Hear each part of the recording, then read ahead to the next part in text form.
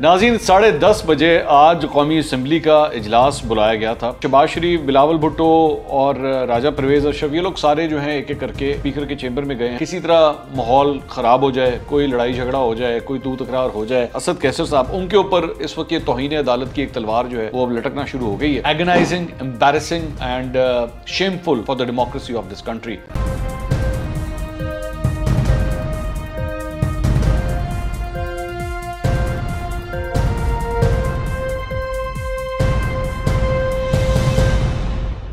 अस्सलाम वालेकुम नाज़रीन, मैं हूं मंसूर अली खान। अपने YouTube चैनल के ऊपर आपको खुशामदीद कहूँगा। सबसे पहले आपसे दरख्वास्त के चैनल को सब्सक्राइब करना मत भूलिएगा और बेल आइकन ज़रूर प्रेस कीजिएगा। नाज़रीन 10:30 बजे आज कौमी असम्बली का इजलास बुलाया गया था और ये इजलास अभी जब ये मैं वीलॉग रिकॉर्ड कर रहा हूँ, टाइम पहले मैं आपको बता दूँ क्योंकि ज़ाहिर बात है टाइम बाउंड है सारी चीज़ें। 3:15 बजे का टाइम है जब ये वीलॉग मैं रिकॉर्ड कर रहा हूँ। 10:30 बजे जब ये इजलास बुलाया गया तो ज़ाहिर बात है सब यही एक्सपेक्ट कर रहे थे कि अब इसके ऊपर जिस तरह सुप्रीम कोर्ट का ऑर्डर आया हुआ है तो इस सिलसिले में इसके ऊपर कार्रवाई होगी। मैं जल्दी से पहले आपको थोड़ा सा रैपअप दे दूं, उसके बाद मैं आता हूं कि अब इसके मुहर्रकात क्या होंगे, स्पीकर के साथ या बाकी लोगों के साथ होना क्या है। तो 10:30 बजे इस इजलास का आगाज़ हुआ। पूरी अपोजिशन वहाँ पर बैठी हुई थी, हुकूमती अरकान कंप्लीट नहीं थे, चंद लोग जो है वो आके बैठे हुए थे। स्पीकर साहब असद कैसर साहब तशरीफ़ लेकर आए, उन्होंने आके हाउस की प्रोसीडिंग्स का आगाज़ किया। पहले एक ख़ातून है MNA, उनकी वालदा का इंतकाल हो गया था तो इस सिलसिले में फातिहा पढ़ी गई और उसके बाद हाउस की प्रोसीडिंग्स का आगाज़ हुआ। अपोजिशन लीडर शहबाज शरीफ साहब ने जो है वो सबसे पहले तकरीर की। उन्होंने कहा कि जी आपका सुप्रीम कोर्ट का ऑर्डर आया हुआ है, आपने उसके मुताबिक कार्रवाई करनी है, आपने इस मामले को आगे नहीं लेके जाना।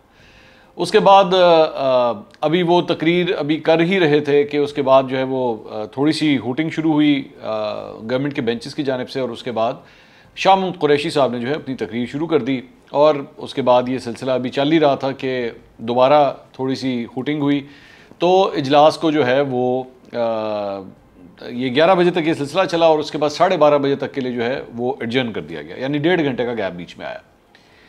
अच्छा, उसके बाद पता लगा कि जी शहबाज शरीफ, बिलावल भुट्टो और राजा परवेज़ अशरफ ये लोग सारे जो हैं एक एक करके स्पीकर के चेंबर में गए हैं और उनको ये समझाया है जाके कि जी ये मामला जो है इस तरह नहीं चलेगा जिस तरह आप चलाने की कोशिश कर रहे हैं। हम जानते हैं आप इस चीज़ को डिले करना चाहते हैं, इसको खींचना चाहते हैं, आगे तक ले जाना चाहते हैं, इसको मत करें, इसका कोई फ़ायदा नहीं है। सुप्रीम कोर्ट ने आपको ऑर्डर दिया हुआ है। अब उसके अंदर जो खबर ये आई है वो ये थी कि जनाब अंदर से ये कहा गया कि जी वो हम लोग जो हैं वो स्पीचेस करना चाहते हैं, आप हमारी स्पीचेस सुने, जब ये स्पीचेस हो जाएंगी तो उसके बाद जो है वो हम तहरीक अदम-ए-एतमाद ले आएंगे। मुख्तलिफ चैनलों के ऊपर ये खबर चलवाई गई कि जी 8 बजे जो है वो तहरीक अदम-ए-एतमाद हम ले आएंगे। अब यहाँ पे नुकता ये था कि अपोजिशन की जानिब से कहा जा रहा था कि भाई बात ये है कि 10:30 बजे का आपको कहा गया था, ऑर्डर ऑफ द डे के मुताबिक आप चलें और ऑर्डर ऑफ द डे वो ऑर्डर ऑफ द डे जो 3 तारीख को था। तो 3 तारीख को जो ऑर्डर ऑफ द डे था वो उसमें तो क्वेश्चन आर था, उसके बाद एक और चीज़ थी और उसके बाद आपको तहरीक अदम-ए-एतमाद लानी थी, तो यानी वो order of the day decided था। और एक और बड़ी इंपॉर्टेंट बात यह है कि उस दिन 7 दिन भी जो है वो कंप्लीट हो जाते हैं, ये भी ज़हन में रखिएगा। जो वो 3 तारीख की तारीख थी जिस दिन ये एक्चुअली होना था, तो ये बेसिकली आपने वही ऑर्डर ऑफ द डे रखना था जो उस दिन था। अच्छा, अब इसके अंदर जो 2-4 चीज़ें आई हैं वो एक तो ये है कि जी इनकी कोशिश ये है कि किसी तरह माहौल ख़राब हो जाए, कोई लड़ाई झगड़ा हो जाए, कोई तू तकरार हो जाए, कोई हम सख्त बातें करें तो उसके बाद जो है ये मसला खड़ा हो और उसके बाद किसी तरह हाउस जो है वो अपना काम ना कर सके। बहरहाल उसके बाद दोबारा आगाज़ हुआ मेरे ख्याल में तकरीबन कोई 2-2:15 बजे के आसपास और इस मरतबा अमजद नियाज़ी साहब जो हैं, जो चेयर्स में से एक मेंबर हैं, उन्होंने आके हाउस की प्रोसीडिंग्स जो है वो उसको हेड किया और दोबारा शुरू किया और शाह महमूद कुरैशी साहब ने अपनी तकरीर करना शुरू किया। और फिर शाह महमूद कुरैशी साहब की एक इंतहाई बोरिंग किस्म की तकरीर जिसमें वही सारा मरासला शलासला और ये हुआ है सोवरेनिटी और ये वो सारी चीज़ें, मतलब इसको घसीटते गए। अब वो इतनी ऑब्वियस है इस चीज़ को कि ये लोग उसको ड्रैग करना चाहते हैं, ये लोग इसको घसीटना चाहते हैं कि बस हमें किसी तरह कुछ करना ना पड़े। अब इसमें प्रॉब्लम ये है, अच्छा एक और ख़बर बीच में ये भी आई कि इन्होंने जो 3 को जो कुछ हुआ है और उसके बाद ये जो फैसला आया है 7 तारीख का, इसके अगेंस्ट जो है ये पटिशन अपील करना चाह रहे हैं। अब आखिरी इतलात जो मेरे पास आई थी वो ये थी कि जी इन्होंने वो अपील जो है वो दायर कर दी, लेकिन आज दफ्तरी औकात जो हैं वो बंद हो चुके हैं। रमज़ान के अंदर गालबन 12:30 बजे तक सुप्रीम कोर्ट का स्टाफ वहाँ पे बैठा होता है, तो इन्होंने जो कुछ भी किया है वो 12:30 बजे के बाद किया है। तो मकसद ये है कि इसको हम आगे लेके चलें और इसको घसीटें, इसको आगे लेके चलें, जबकि उसके अंदर बड़ी क्लियर कट जो है वो इंस्ट्रक्शंस ऑलरेडी कोर्ट की जानिब से दी गई हैं कि जी इस चीज़ को आप ख़त्म करें और इसको मुकाएं। अब लग 2-4 ऑप्शंस जो रही हैं अब इस चीज़, अच्छा इस दौरान एक और डेवलपमेंट ये भी होती रही कि पाकिस्तान तहरीक इंसाफ की जो ख़वातीन MNAs हैं वो बेंचेस के ऊपर बैठ के जो है वो बैनर्स, पोस्टर्स और ये चीज़ें बनाती गई। तो अब ये लग इस तरह रहा है कि 2-4 चीज़ें, या तो शामुद कुरैशी साहब की तकरीर और शायद और कुछ तकरीरें होंगी और उसके बाद तहरीक अदम-ए-इत्तेमाद आज की तारीख के अंदर रात 12 बजे से पहले पहले पेश कर दी जाएगी, और या फिर इसको ये मज़ीद अगर घसीटना चाहेंगे, और अगर ये अगली मेरी चंद कानूनी माहिरीन से जो बात थी वो ये थी कि जी अगर इसको ये कल की डेट पे चली गई बात, तो फिर ये सुप्रीम कोर्ट के ऑर्डर्स की वायलेशन में आ जाएगा और इसके अंदर डायरेक्ट जो जिम्मेदार होंगे वो स्पीकर असद कैसर होंगे, क्योंकि ये इंस्ट्रक्शन स्पीकर के लिए थी कि आपने इस मामले को जो है वो ख़त्म करना है। लेकिन असद कैसर साहब ने जो है इसको उस तरह नहीं किया और फ़िलहाल नहीं किया, हो सकता है ये आगे चल के इस तरह कर दें, तो लेकिन फ़िलहाल इसको घसीटा जा रहा है। मतलब शामुद कुरैशी साहब जो है he is absolutely the right person. मतलब पाकिस्तान तहरीक इंसाफ के अपने लोग जो हैं वो बात ये कह रहे हैं कि शामुद कुरैशी साहब एक सबसे अच्छी मिसाल हैं, एक सबसे अच्छी चॉइस हैं बोरिंग तरीन तकरीर करने की, क्योंकि उनकी तकरीर में अक्सर कोई सब्सटेंस नहीं होता और लोग उनकी तकरीर को ज़्यादा शौक से सुनते भी नहीं हैं। तो वो उनको मौका मिला हुआ है कि इसको घसीटें, इसको घसीटें, इस पर बोली जाएँ बोली जाएँ बोली जाएँ और बात करते रहें इसको, मतलब जितना आप इसको स्ट्रेच कर सकते हैं आप करते रहें। टेलीविज़न चैनल्स के ऊपर मैं देख रहा था, वहाँ पे एंकर्स भी बोर होना शुरू हो चुके हैं, स्टाफ भी बोर होना शुरू हो चुका है, असेंबली का स्टाफ भी बोर हो रहा है कि बस करें क्या, मतलब आपको पता है इट्स अ लॉस्ट कॉज। अब आप बिला वजह आखिरी जो है वो इस हुकूमत की जो सांसें जो चल रही हैं उसके ऊपर भी पूरे पाकिस्तान में मजाक उड़ाया जा रहा है कि यार क्या कर रहे हैं आप बैठ के। अच्छा, पाकिस्तान तहरीक इंसाफ की जानिब से जो है वो लाहौर के अंदर भी एक एहतजाज का आज रात को प्लान किया गया है। कल भी 9 बजे की इशा के बाद की कॉल दी गई है इमरान खान साहब की जानिब से कि जी सब लोग जो हैं वो जाके एहतजाज करें। लेकिन मैं इस सारी चीज़ को, मतलब मैं जिस तरह देख रहा हूँ, मतलब मैं समझता था एक होता है फाइटर होना, ये एक कि जी फाइटर है, बड़ा ज़बरदस्त स्पोर्ट्समैन है, जिस तरह इमरान खान साहब कहते थे कि जी मैं ऐसे नहीं छोड़ूंगा और मैं ये नहीं करूँगा, मैं वो नहीं करूँगा। ठीक है, ये सारी चीज़ें अच्छी लगती हैं, लेकिन ये स्पोर्ट्समैन स्पिरिट नहीं है ये जो कुछ भी हम देख रहे हैं। ये अब मैं कल भी इस पर मैं बात कर चुका हूँ कि ये एक एम्बैरसमेंट है।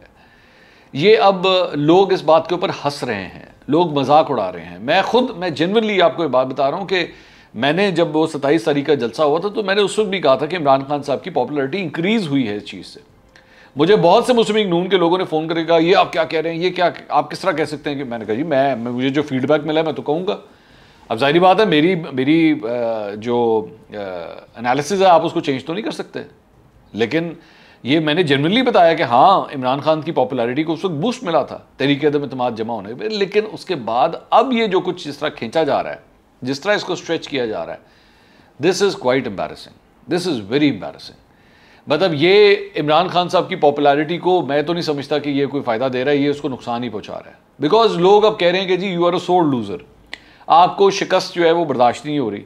अब आप उस पर तकरीरें करते रहें, आप इसको जितना घसीटेंगे ना, ये नॉर्मली, ये मैं आपको बात बताऊँ, ये नॉर्मली इस तरह की जो हरकतें होती हैं ये होती हैं डिक्टेटर्स की जानिब से, क्योंकि डिक्टेटर्स को इस बात का शक होता है कि जी हम अगर एक दफ़ा यहाँ से निकल गए ना तो हम दोबारा वापस नहीं आएंगे, ये कुर्सी हमें दोबारा नहीं मिलेगी, और पता नहीं फिर हमारे खिलाफ कानूनी कार्रवाइयाँ क्या होंगी, लोग पता नहीं हमारे साथ क्या हाल करेंगे। ये डिक्टेटर्स ये हरकतें करते हैं, सियासी जमात के लीडर्स ये हरकतें नहीं करते, क्योंकि उनको इस बात का कॉन्फिडेंस होता है। एक जगह आप खुद बैठ के इतने कह रहे हैं कि जी इलेक्शन करा लें, आए अवाम के पास चलें, आए इलेक्शन करा लें, उसके बाद आप फिर बैठ के ये हरकतें कर रहे हैं। आपको क्या फ़र्क पड़ता है उससे? हो जाएंगे दोबारा इलेक्शन होंगे, आप दोबारा आपके पास पावर आ जाएगी। तो अभी तक ये सिलसिला चल रहा है। मुझे ये लग रहा है कि जो स्पीकर हैं असद कैसर साहब, उनके ऊपर इस वक्त ये तौहीन अदालत की एक तलवार जो है वो अब लटकना शुरू हो गई है, और मोस्ट प्रॉब्ली अपोजिशन की जानिब से ये इरादा है कि अगर इन्होंने इन टाइम ये सब कुछ ना किया तो फिर ये इस सिलसिले में जाके भी जो है एक पिटिशन सुप्रीम कोर्ट में फ़ाइल की जाएगी कि जी ये तौहीन अदालत हुई है कोर्ट के स्ट्रिक्टली ऑर्डर से, और कोर्ट ने भी अस खुद नोटिस लिया हुआ है, ये ज़हन में रखिएगा। कोर्ट का अस खुद नोटिस था इस सारे मामले के ऊपर, और उसके ऊपर अगर ये कार्रवाई नहीं होती तो फिर उसके बाद तौहीन अदालत की कार्रवाई शुरू हो सकती है, और तौहीन अदालत की कार्रवाई जब होती है तो उसके साथ साथ नाअहली की तलवार भी आती है, क्योंकि अगर आप तौहीन अदालत के मुर्तकिब करार पाए तो उसके बाद आप नाअहल भी हो सकते हैं। एक और इंटरेस्टिंग बात जो आज हाउस के अंदर देखी गई वो ये थी कि इमरान खान साहब खुद नहीं तशरीफ़ लेकर आए, उन्होंने खुद आके सामना नहीं किया, जबकि उनको आना चाहिए था। मेरा ख्याल में उनको आना चाहिए था। जैसी भी डेवलपमेंट्स हो रही हैं, कुछ भी हो रहा है, वो खुद आते, अपना केस खुद आके प्लीड करते। उनको वैसे कौम से खिताब करने का शौक है, तो इससे बेहतर जगह कौन सी हो सकती थी कि आप खुद आते यहाँ पे आके अपना केस खुद प्लीड करते। पार्लिमानी डेमोक्रेसी यही है। लेकिन एक और भी, मतलब इसके साथ साथ जहाँ पे मेहमानों की बात हो रही है कि वो कौन आता है तो कौन नहीं आता, रेहाम खान साहिबा भी आज जो है वो पार्लियामेंट के अंदर पहुँची हुई हैं, और वो भी पार्लियामेंट के अंदर मेहमानों की गैलरी के अंदर बैठ के ये सारा कुछ आज देख रही हैं। अब मैं नहीं जानता ये इसको कितना को स्ट्रेच करना चाहते हैं, इसको कितना घसीटना चाहते हैं, कितना आगे लेके जाना चाहते हैं। इस वक्त जब ये मैं आपके सामने ये बात कर रहा हूँ तो अब तकरीबन कुछ 3:30 बजे का टाइम हो चुका है, और अभी तक ये सिलसिला जो है ये इसी तरह ही आगे चल रहा है। ये अभी तक ये चीज़ ख़त्म नहीं हुई है। Agonizing, embarrassing and shameful for the democracy of this country, ये जो कुछ भी मैं इस वक्त मनाजिर टेलीविज़न स्क्रीन के ऊपर देख रहा हूँ। अगले व्लॉग में दोबारा मुलाकात होगी। अल्लाह हाफ़िज़।